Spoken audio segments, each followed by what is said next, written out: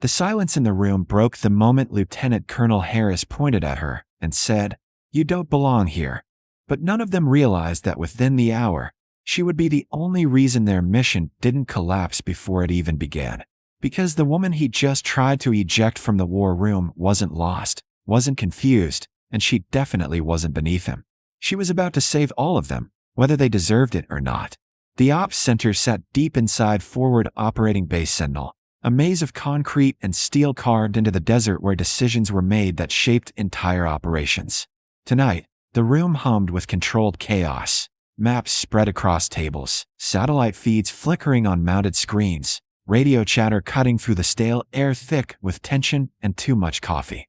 15 senior Marines stood clustered around the main table, their uniforms pressed despite the heat, their expressions carved from focus and exhaustion. This was a planning session for a high-risk extraction, the kind that required precision, experience, and clearance so high most people on base didn't even know it was happening. Which is why Lieutenant Colonel Harris stopped mid-sentence the moment she walked in.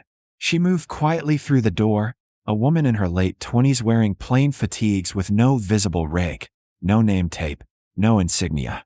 Her dark hair pulled back in a simple braid, her posture calm but not submissive, her eyes scanning the room with a clarity that suggested observation rather than uncertainty. She carried a worn tablet under one arm and moved toward an empty corner near the back without asking permission or announcing herself. Harris's jaw tightened. He wasn't a man who tolerated disruptions, especially not during mission prep, especially not from someone who looked like they'd wandered into the wrong building. His reputation was built on control, on maintaining order, on ensuring that every person in his presence knew exactly where they stood. And right now, this woman was standing somewhere she had no business being. "Excuse me," he said sharply, his voice cutting across the room. Conversation stopped. Heads turned. All eyes shifted toward her. "This is a restricted briefing. You need to leave." She paused, her hand resting lightly on the tablet, and looked at him with an expression that gave nothing away. No embarrassment, no irritation, just calm acknowledgement.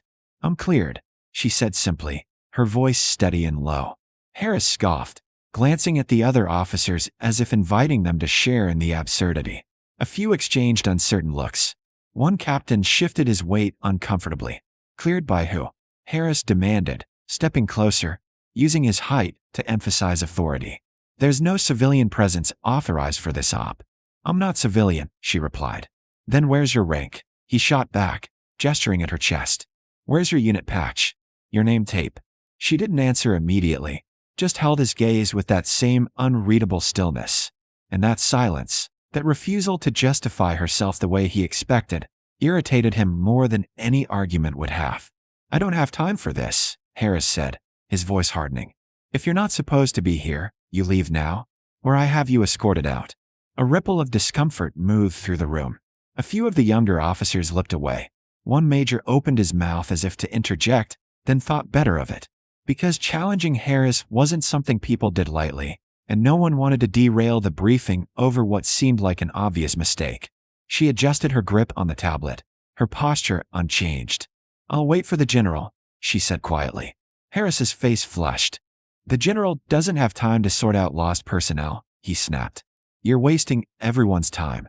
Before she could respond, the door opened again, and Major General Victor Kane stepped inside. The room snapped to attention instantly, boots clicking, spine straightening. Kane was a man whose presence didn't need announcement. Decades of command had carved his authority into every movement. His eyes swept the room, taking in the frozen scene, the tension hanging in the air. His gaze landed on her, and something shifted in his expression. Not surprise, recognition. "At ease," Kane said, and the room relaxed fractionally. He walked forward, his boots striking the floor with measured precision, stopping just short of Harris. "Is there a problem, Colonel?" Harris straightened further, confidence returning. "Sir," this woman entered without clearance. "I was just—" Kane raised a hand, cutting him off. Then he turned to her, and his tone changed completely. "Captain Reyes," he said. "Glad you could make it." The room froze. "Captain." The word hung in the air like a detonation. Harris's expression flickered, confusion, then disbelief. Then the creeping realization that he had just made a catastrophic miscalculation. Kane gestured toward the table. "She's not here to observe," he said, his voice calm but carrying absolute authority. "She's here to lead the tactical planning." Silence. Complete, suffocating silence. And slowly, every pair of eyes in that room turned back to the woman they had just tried to throw out. The silence stretched uncomfortably as Captain Reyes stepped forward, her movements deliberate and controlled, unbothered by the stares that followed her to the head of the table. Lieutenant Colonel Harris stood frozen, his earlier confidence collapsing into something closer to shock as the general positioned himself beside her, not in front of her, signaling clearly who was about to take control of the room. "Captain Reyes is Naval Special Warfare," Kane said, his tone matter-of-fact but carrying weight. "She's run more high-risk extractions than most people in this room have briefed. Her operational record is classified beyond your clearance, but what you need to know is this. She's here because I asked her to be." Reyes set her tablet on the table and powered it on without ceremony. The main screen behind her flickered to life, displaying a detailed topographical map marked with enemy positions, patrol routes, and a highlighted compound deep in hostile territory. She didn't wait for permission to begin. She simply started. "The extraction target is a downed pilot, Captain Lawson," she said, her voice calm but precise, cutting through the lingering tension. "He's held in a reinforced structure here." She pointed to the map. "Intel suggests 3 guard rotations, limited surveillance tech, but heavy foot traffic in a 2-kilometer radius. Standard approach puts response time at under 4 minutes once we're detected." One of the majors leaned forward, arms crossed. "We've already run scenarios," he said, his tone edged with skepticism. "Direct assault's too loud. Stealth insertion gets compromised the moment we breach." Reyes nodded once. "Because you're approaching from the wrong direction." Harris finally found his voice. "We analyzed every angle," he said defensively. "North and east are too exposed. South puts us in a choke point. West has no cover for extract." "You analyzed terrain," Reyes replied, zooming in on the map. "You didn't analyze behavior." She highlighted a narrow wadi cutting through the western approach. "This route's ignored because it floods seasonally. Intel says it's impassable. But seasonal flooding ended 3 weeks ago. Satellite confirms the ground's dry." The room leaned and despite themselves. "Enemy patrols avoid it," she continued. "They think it's a dead zone. That's your window." She traced a path with her finger. "Small team, light load, moves in at 0200 when shift change creates a 2-minute gap. Breach here, extract through the same route before response mobilizes." A captain near the back spoke up. "What about exfil? That wadi doesn't connect to any extraction point." Reyes pulled up another layer on the map. "It does if you're willing to move on foot for 20 minutes to this clearing." A red circle appeared. "Hello can't land, but it can hover long enough for fast rope extract. Risky, but faster than fighting our way out." Harris shook his head. "You're asking us to bet lives on a dry creek and a maybe." Reyes turned to face him directly, her expression calm but unyielding. "I'm asking you to trust operational intel over assumption," she said. "This route works because no one expects it. The moment you pick the expected path, you lose surprise. And without surprise, this mission fails before boots hit ground." Kane stepped in, his voice cutting through the tension. "I've seen her run plans like this," he said. "They work because she doesn't rely on what should be possible. She finds what is possible." For a long moment, Harris said nothing. Then, slowly, he exhaled and looked back at the map. "What's the timeline?" "Insertion at 0200, Reyes said. "Breach at 0215. Extract complete by 0240. Total exposure, 40 minutes. Another officer spoke, quieter now. "And if the wadi's compromised? Then we adapt," Reyes said simply. "But we don't abort unless there's no path forward. Lawson's been down for 3 days. We're out of time to play it safe." The room considered that. Slowly, nods began to replace skepticism. Not full acceptance, but acknowledgement. Because the plan, unconventional as it was, made sense. And more importantly, it was better than anything they'd come up with. Kane straightened. "We go with Captain Reyes's plan," he said. "Assemble your teams. Brief at 2100. Questions?" No one spoke. "Good," Kane said. Dismissed. The room began to empty, officers filing out in silence. Harris lingered, his gaze still on the map, then shifted to Reyes. For a moment, it looked like he might say something, an apology, maybe, or an excuse. But in the end, he just gave a stiff nod and walked out. Reyes powered down her tablet, her expression unchanged, as if none of the earlier confrontation had left a mark. Kane watched her for a moment, then spoke quietly. "You didn't have to take that." "Yes, I did," she said simply. "Reaction tells you what people assume. Assumptions tell you what they'll miss." Kane almost smiled. "And what did you learn?" "That they'll follow the plan," she replied. "But only because you made them. They'll follow it because it's sound," Kane corrected. Then he paused. "And because they just realized what happens when they underestimate who's in the room." Reyes picked up her tablet and turned toward the door. But before she left, she glanced back once. "Let's just hope it works." 28 hours later, Captain Reyes stood in the same operations center, but this time the room felt different. The tension wasn't skepticism anymore. It was focus, sharp and absolute. Every screen displayed live feeds from helmet cams, drone overwatch, and thermal imaging as the extraction team moved through the darkness toward the target compound.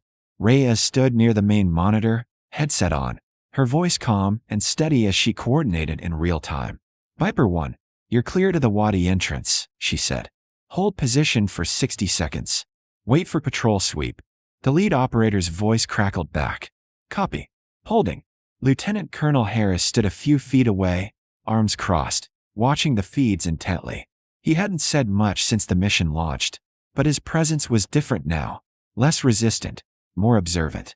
Beside him, General Kane remained silent, letting Reyes work without interference. On screen, the team moved like shadows, slipping into the dry creek exactly as planned. No hesitation, no compromise. The route Reyes had identified was clear, just as she predicted, and the enemy patrols continued to ignore it, their patterns unchanged.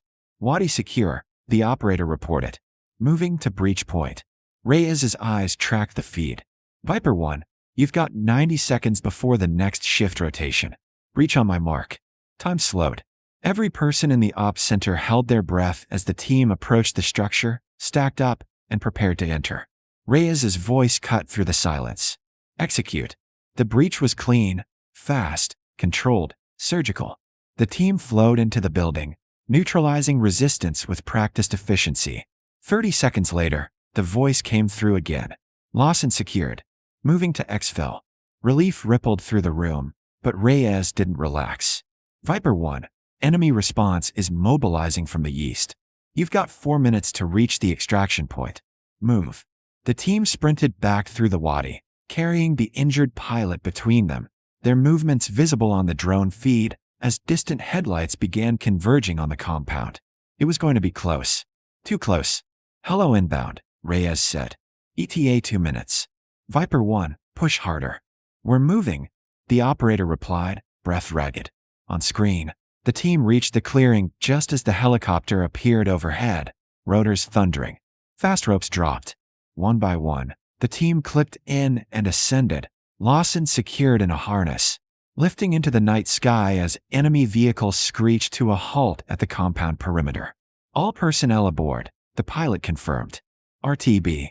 The room erupted, not in cheers, but in exhales, nods, quiet affirmations that the mission had worked. Reyes pulled off her headset slowly, her expression unchanged, though something in her posture eased slightly. Kane stepped forward. "Well executed, Captain." Reyes nodded once. "Team did the work, sir." Kane almost smiled. "They followed the plan." "Your plan." Harris approached then, his earlier resistance gone, replaced by something closer to respect. "I was wrong," he said quietly.